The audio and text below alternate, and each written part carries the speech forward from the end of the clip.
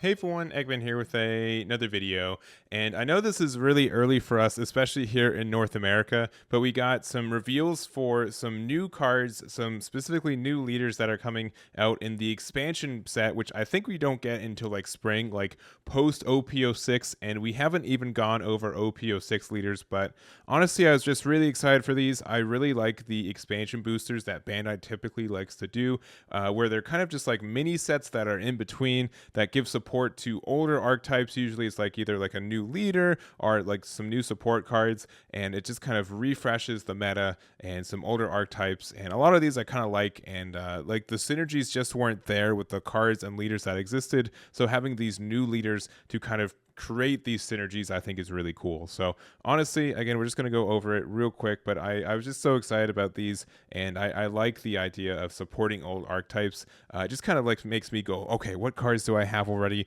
What do we have? And what could we do with some new cards and some old cards? And I think that's really cool. And just trying to find those combos and synergies and just kind of everything else. So if you guys want to check out these cards yourselves, they were posted a lot of places, but I chose Orange Samurai's pictures here on Twitter, so you guys can check that out. Appreciate him tweeting these out as well, and we're just going to jump on into it. So we have 3 leaders that we're going over today. I don't think they're the only leaders for this this set. They might be. You guys can let me know, but I think we usually get like 6, but maybe we only get 3 because it is a a little bit of a half set kind of thing. But for this Odin, which is probably like the one that I think a lot of people are the most excited for, but it's a 4 life leader, 5k. It's a red-green leader. It's Land of Wano. It has, according to the rules, your character cards with the type Wano country without a counter have plus 1k counter. So it essentially means that as all your Wano countries are 1k or better, which is really great. It doesn't mean if you have a 1k counter and then you have, it doesn't make your 1k counters 2ks or your 2k counters 3ks. It just makes all your cards without counters a 1k, which is really great. And honestly,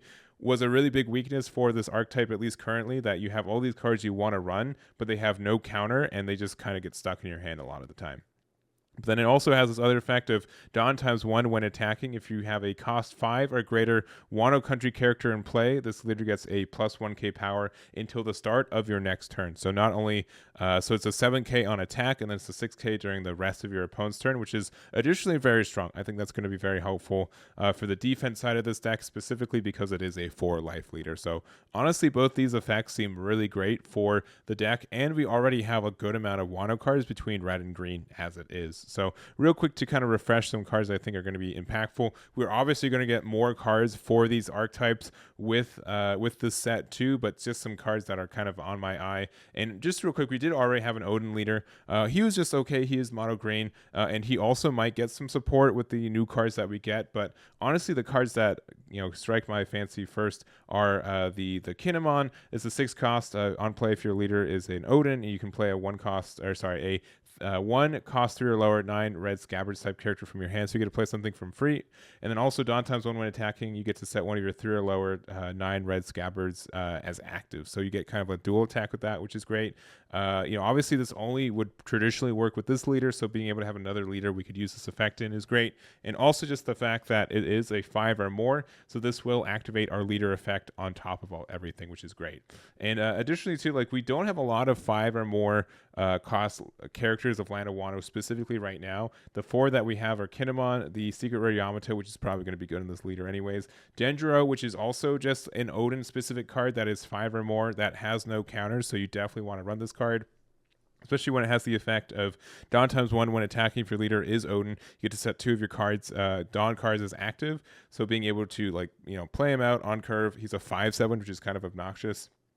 Then being able to attach a Dawn to him, attack, and then restand some stuff. So you could do you could play Kinemon for 6, and then you use 6 of your 7 Dawn, use the 7th Dawn to put underneath him, attack with it, put the 2 Dawn underneath, and then you get to put that or restand the 2 Dawn, and you get to put those additional 2 Dawn underneath your leader. So it's an 8k swing, and then it's a 6k on the next turn because you do have a 5 or more. So that just seems like a really good combo for the deck. I think that can be very strong. Other things is just we do some Okiku's a very strong card, but late game it's stuck in your hand. Cat Viper's a good card because it is a 9 red scabbard, but also it's a blocker 4k, but it is again kind of stuck in your hand at time. And then Otama is a 2k counter that we can search off Momo, which I think is great. So you can take advantage of a lot of good red cards as well in this deck. Last thing is the 8-drop Odin, which is very good at like pressuring your opponent. Being able to attack twice with this guy is great. Being able to, like, if it gets KO'd, get replacement with it with something, and just kind of everything else. So there's just like a lot of good cards for this archetype as already. But as you can see, like a lot of them, and also like 4-cost Yamato, a lot of them are just like stuck in your hand. Most of these cards don't have any counter cost, so just being inherently to be able to make them 1k counters just because of our leader effect, I think will give this deck a lot of potential to be very good. So that's kind of my thoughts. I think a lot of people are excited for it, this deck, and I am as well.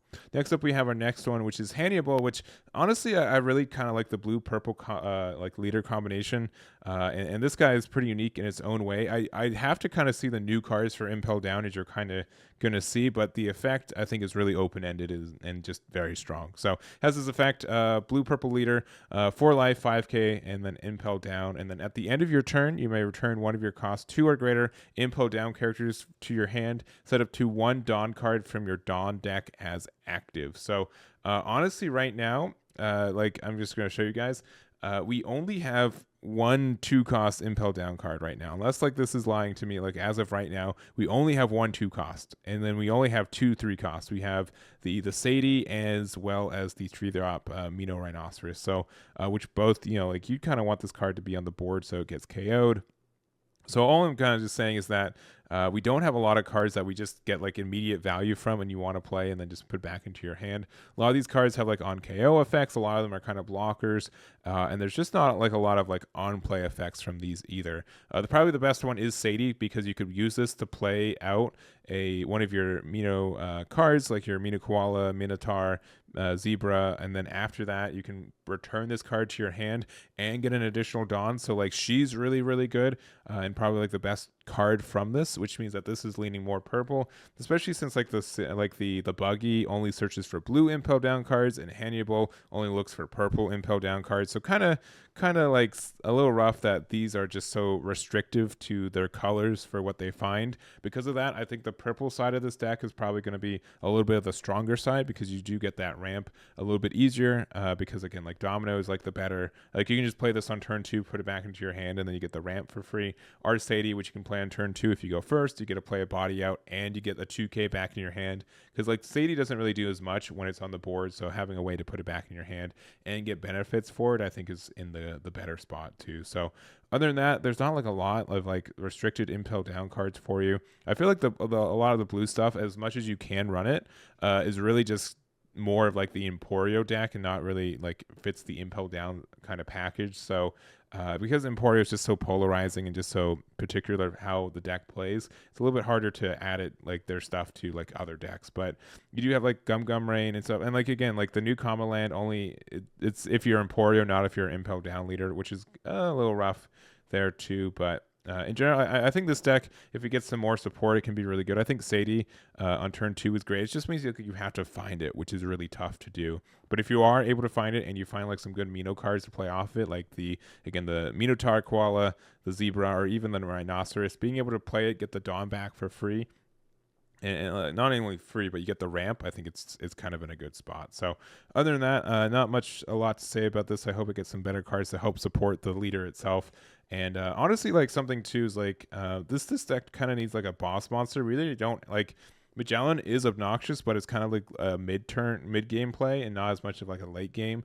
And then like in this deck too, like it's a Luffy, which is strong, but like it doesn't carry the deck either. So we also do have like Emporio, though. It has to play a blue Impel Down as well, which is kind of rough, but you could use it to play, again, like you can use Emporio to play Sadie, to play a Minotaur, and then I know it's only blue, right? Yes, blue. So you can't even do that. I don't know. You can play something and put Emporio back in your hand and you can play it again, but that seems lame. So I don't know. There's not a lot of super good combos, I think, right now, but I think the leader effect, if there's something good that gets printed for this, I think it could be good. It's just I haven't seen the cards yet. So there we go there. And then last leader we're going to talk about our other Dressrosa. We do have Kairos, which is a 4 life, 5k power / leader. As it's a black and yellow leader, which also we do have like our new starter deck coming out, which has 3 black and yellow leaders. So there are some additional cards that probably help support this deck that we're just not going to talk about as much today, since I'm honestly not too familiar with them.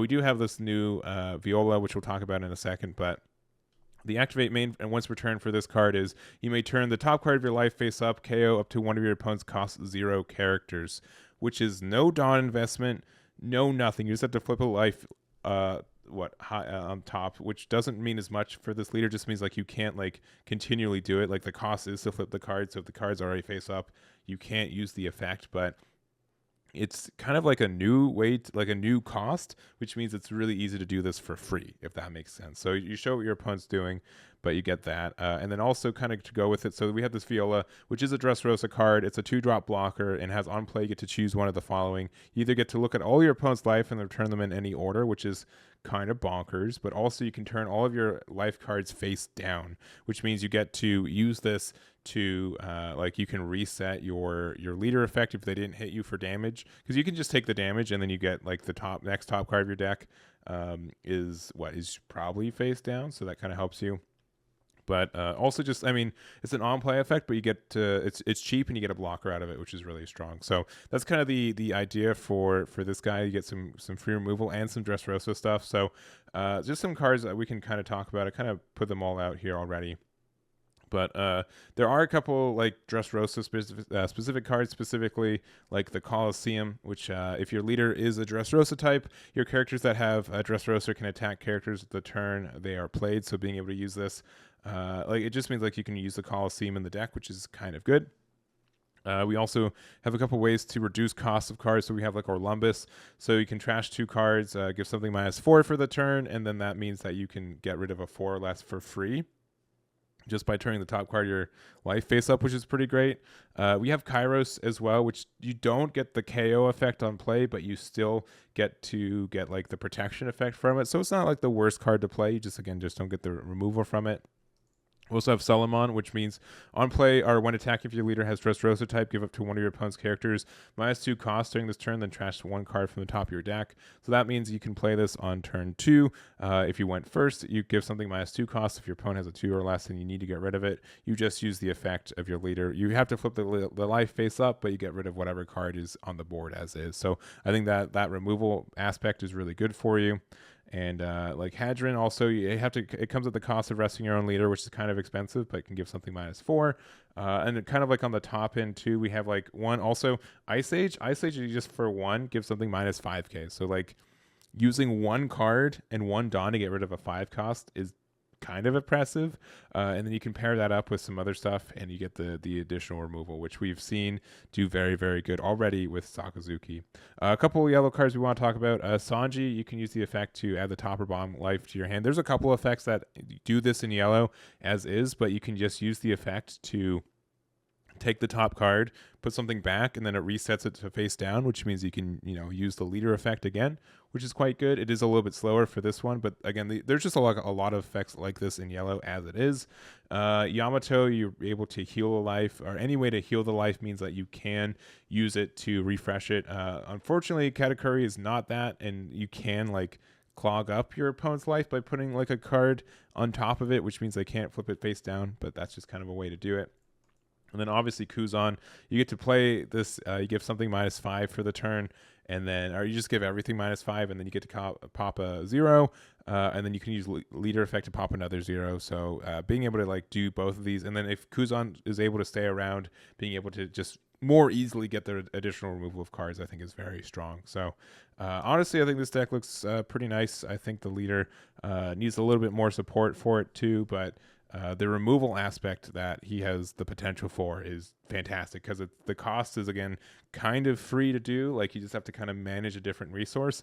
And worst case, if they hit into you, just take the damage and they can use the popping effect again, which is very good. So anyways, those are just kind of my original thoughts. Let me know what leader you guys are most looking forward to of these 3. We're obviously going to be doing a lot more One Piece content as we get it, but honestly, again, I was just really excited about these guys, and I wanted to just talk about it for a little bit. So that's going to be it for me. Thank you guys so much for watching, and I'll catch you all next time.